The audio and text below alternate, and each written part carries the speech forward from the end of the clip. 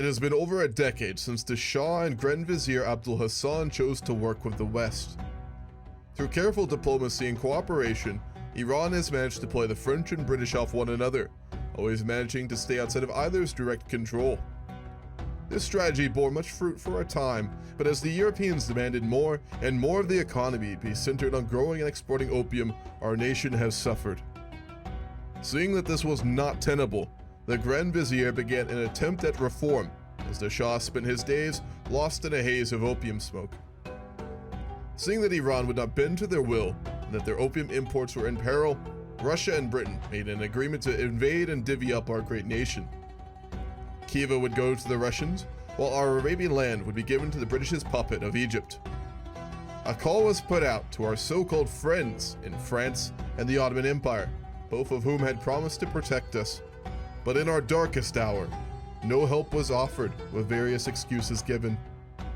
A letter born of desperation has been penned and sent by the Grand Vizier to the one ally who has always offered aid, but whom we have never asked it, the Emperor in Beijing. This is the third episode of a Victoria 3 roleplay series. Let's get going. Hello there. Great. This is an ambassador from Tehran. We were sending a diplomatic corps 1 month ago, but we had to cancel because we have, let's say, internal problems right now, but it will be resolved soon, we believe. We are more willing to cooperate, of course, and we are very disappointed by the attitude of the Western powers, obviously. So obviously we'll be trade partnerships, possibly military ones. My Grand Vizier, he attempted, through his time cooperating with the West, to do it the diplomatic way. It was his goal that through cooperation with Western powers such as Britain and France, that we could attain that status over time by cooperating with them. But you can now see what has come of our efforts. We have gained nothing and lost much. Iran is on the cusp of rebirth, if only we can be independent and stay strong longer. We have already cooperated much. Iran exports much to you. Our economies are very closely tied together. And if Iran was to fall into possession of the British and be cut in half by the Russians, we would be a very poor trade partner indeed. I think it was a mistake, and the Grand Vizier wishes to say it was a mistake not to cooperate more with the East, rather than the West. But to make it very clear, just so you understand, our ambassadors in Europe are telling us that there is a joint war being prepared, wherein the Russians and the British will be invading us. Just to make it clear what we are asking of you here. We have an embassy in your country, so if they try something on you, we will have a say in the matter, and we will support you. So you will protect us in the event of an invasion? Yes. I just need to know... In that case, I do have permission from my Grand Vizier to formally also request a joining of the Qing trade zone, your customs union, if that is something that you would be interested in. Okay. Yeah, if you would like to invite us, we would be willing to join. Is there anything now that we are cooperating heavily with your economy you would like for us to work on here? First of all, we can't produce coffee. Can you? We are able to, yes. Ah, that's great. Luxury clothing and furnitures.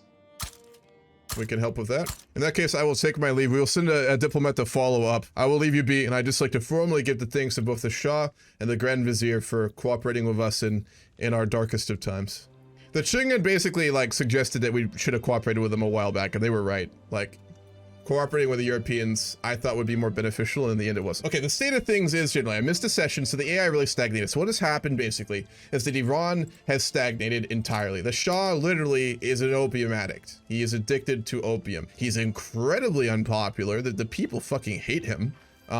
He's cooperated extensively with the West, to the point that our economy is an export one based on exporting to the West, and has just stagnated constantly. We need rapid reform. Our economy will start to grow again once we get things on track here, which I'm working on at the moment. We're gonna have a very, very different Iran. So we're gonna be focused on the East now, cooperating with the Qing, working inside of their economy and growing our influence and our power in that region.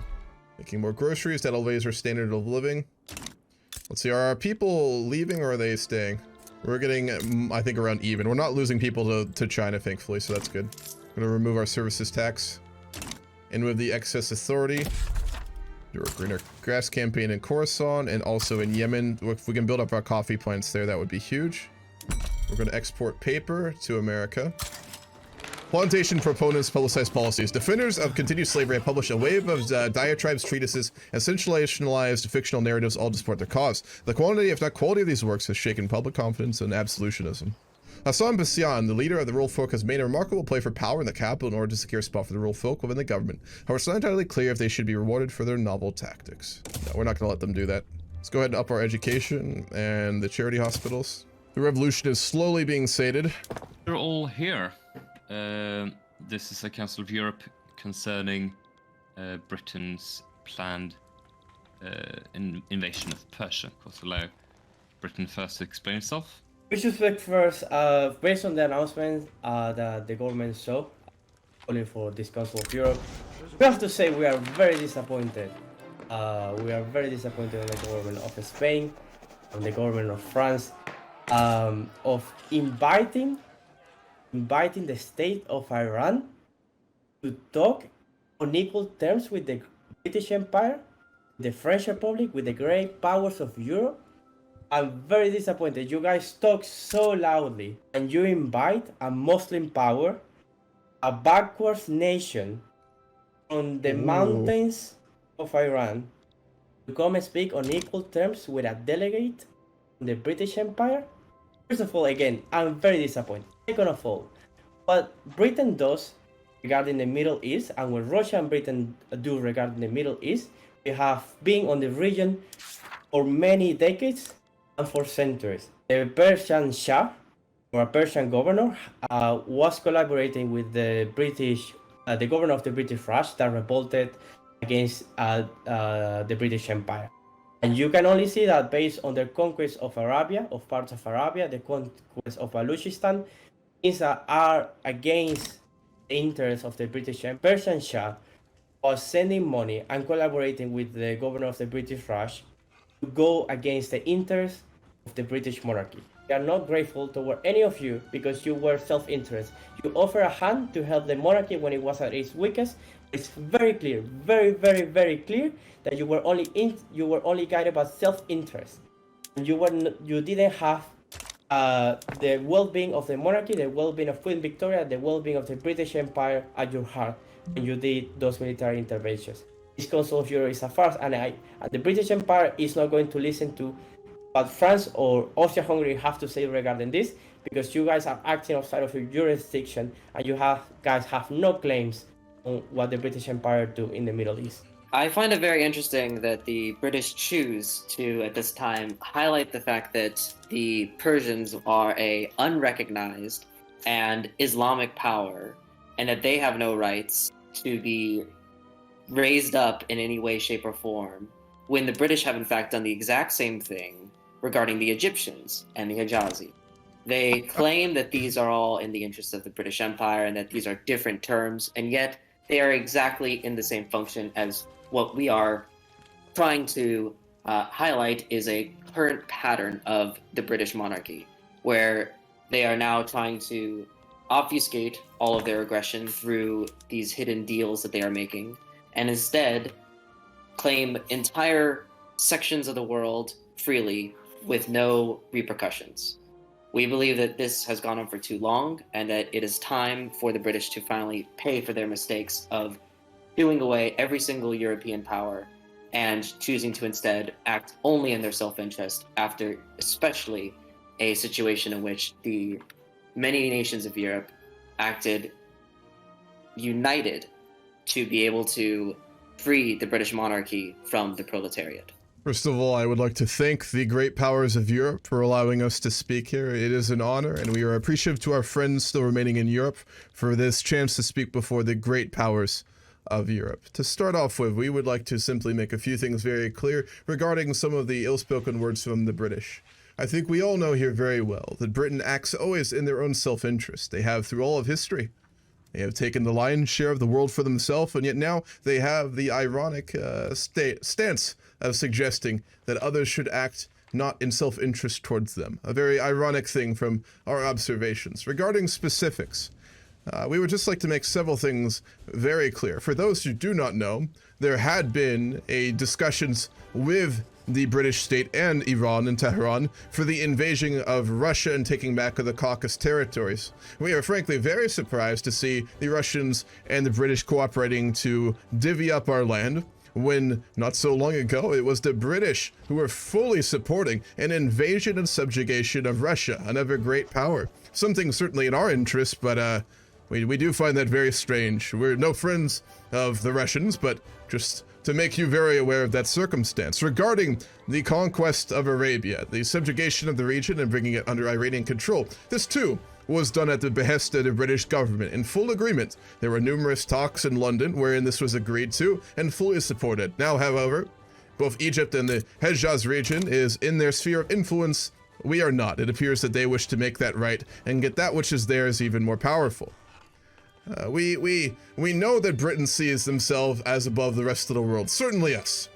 They are right. In many ways, we are backwater. Our economy is slow to develop. Our people uneducated. We are not like the great powers of Europe.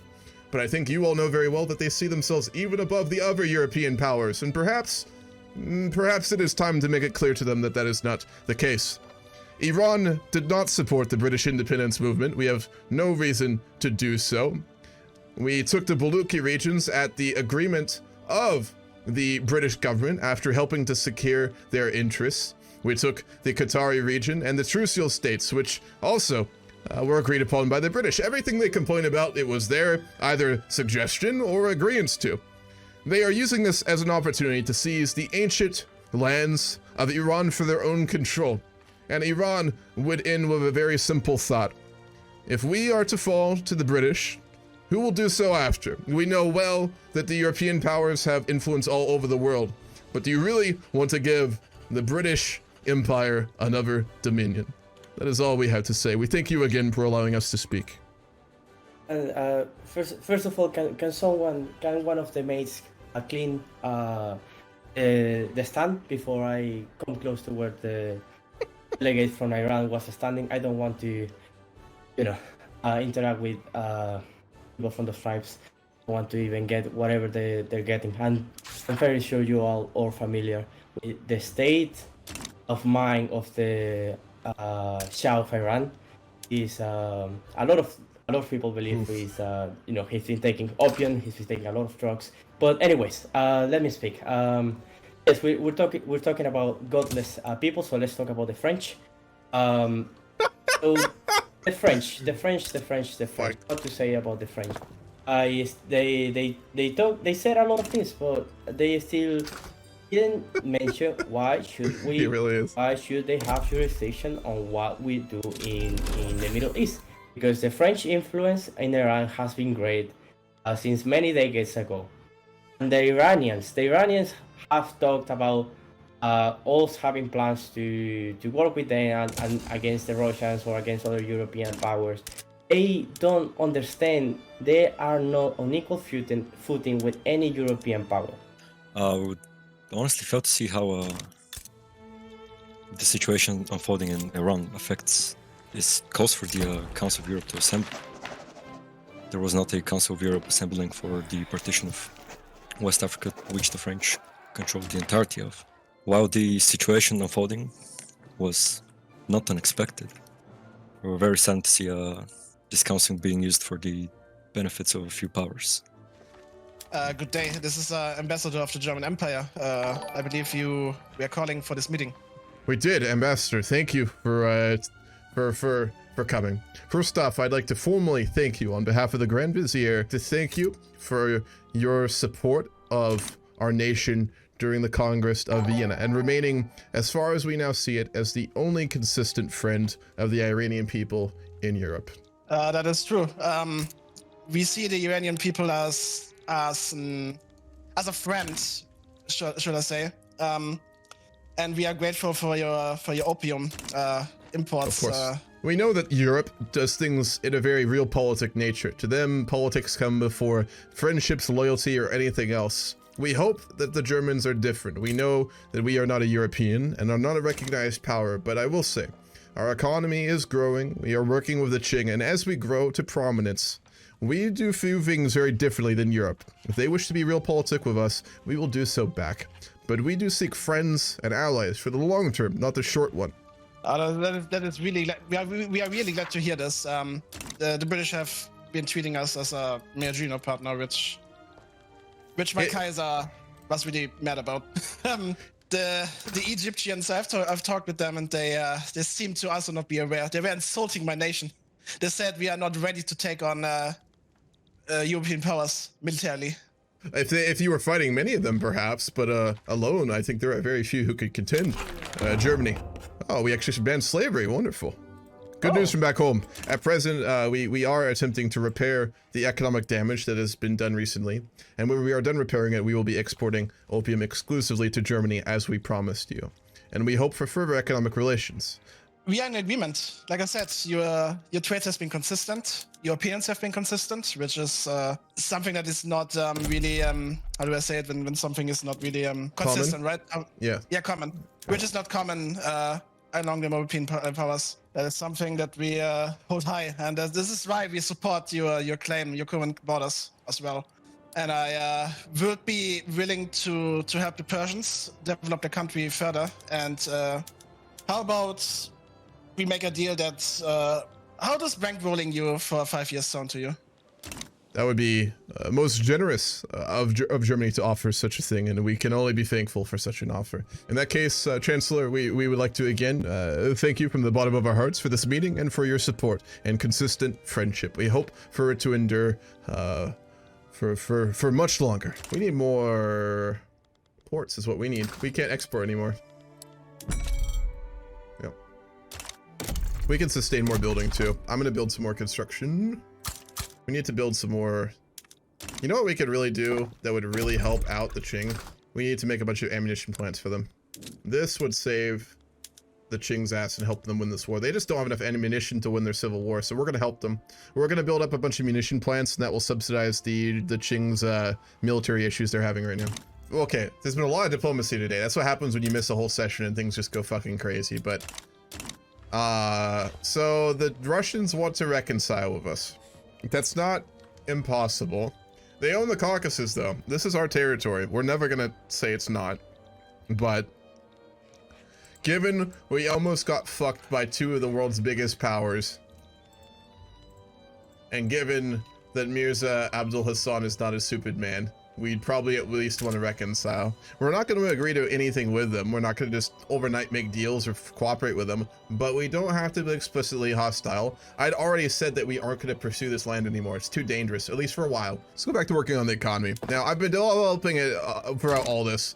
Our economy has developed dramatically. Our quality of life has also gone up dramatically. I think we have some of the highest quality of life in the Middle East. Yes, we do. So we're going to build up the glass industry. We'll build one more railway in Tabriz. We'll build a few more government buildings. We'll build up the motor industry to actually get some more trains for the Qing's economy, which they really need. We'll get the ports so we can trade more, and then we're just going to do a few other things. Europe is about to go into a giant war. I don't even know what's happening anymore. I know there is a war. Yeah, it's in Egypt. Okay, so it is the war that is about to happen is the French, the Spanish, the Portuguese versus the British, the Ottomans. Yeah, we're really helping the Qing win this war with that ammunition. They're actually pushing them now. Yeah, we need to become like the trade hub for the Qing's economy and for our own economy. As the secret police law gains traction, many of our people have expressed concerns about their privacy. They'll be fine. Britain has been navally invaded by the French, though, and is in the process of falling. They only have 99 battalions left. Their fleet is also not in good shape. Wow. We really did just witness the fall of the British Empire in this game, though. France and Germany will be probably contending for global superpower status now. These ports will allow us to export a lot more. We really just need to actually build up all of our ports at this point. That's probably more important than most of this other stuff. Public playwright endorses reform. In the midst of the debate surrounding secret police, one of the country's leading playwrights, strongly associated with the bourgeoisie, has staged a widely acclaimed play whose politically laden theme makes no secret the author's desire for the law to be passed. We're just gonna go ahead and have him become a renowned playwright, because that'll give us some prestige, of which we always could use more in our current situation. Let's build some steel plants too. Do we have, we don't have a ton of iron, but we have some, so let's build steel plants. Britain is just a straight up battlefield in this timeline. The Franco-Prussian War style, semi-more trench-based warfare just all across the British Isles. We're probably gonna need to make more shipping industry, because I think we'll run out of clippers very quickly here. We're also, the tech we're going for right now is gantry cranes, so when we get those, we'll be able to do, like, ridiculous amounts more of exporting too, because industrial port is so much better. Law proposal causes uproar in the Baluchi communities. Claiming that enacting a secret police would affect the country's Baluchi inhabitants in a disproportionately negative way, Baluchi firebrands have riled their communities against the current law proposal. That's, it's not really a concern of the government at this time. I think the big thing that is holding back our economy is not having engines, because our trains aren't operating properly. No, because it's more than that, though. We're really about to blow the Qing economy up here. We're just, like, gonna fill all the gaps. Britain lost the war, though, so it's now just solely on Egypt. What happened with it? What did they give up, though? All right, now we are actually losing fuck tons of money. We're hemorrhaging money like fucking crazy. We're gonna lower government wages by a lot, is what we'll do to start off with. We're gonna need to do some taxes. We'll do a services tax, which will lower the quality of life a little bit, but it's fine. A well-acclaimed troupe of wandering artists has arrived in Tabriz, followed by hundreds of requests about our generous government funding of one of their concerts. It's expensive, but we'll get a fuckload of prestige, so let's do it. Dyes and tool workshops, I think, are what we're gonna want to do here. Tool shops for industrialization, dyes for export. Wow, the French walked out of that so fucking... I've said it before, I'll say it again. France is playing this game on a level diplomatically that no one else is right now. It is what it is. No, like, it's kind of ridiculous. And it's not like it's a skill thing from what I've seen. It's just he's been doing such good diplomacy. That's why I like Vicky. This game, the most meta player in the world, unless you're in a meta game, which I don't even know if they exist for Vicky. The best player in these games who comes out on top for what I have seen is the best diplomat, or the person who negotiates the best, which I like that. All right, good. We actually have railways here now. We'll have to subsidize it, but it's not that expensive, so we can do that. We just need more convoys again. Fucking hell. How long until we get ironclads? What the hell is this? Oh, one trader out, okay. Dedicated police force, nice. We get more law enforcement, and it decreases radicals from standard living decreases, and decreases turmoil damage.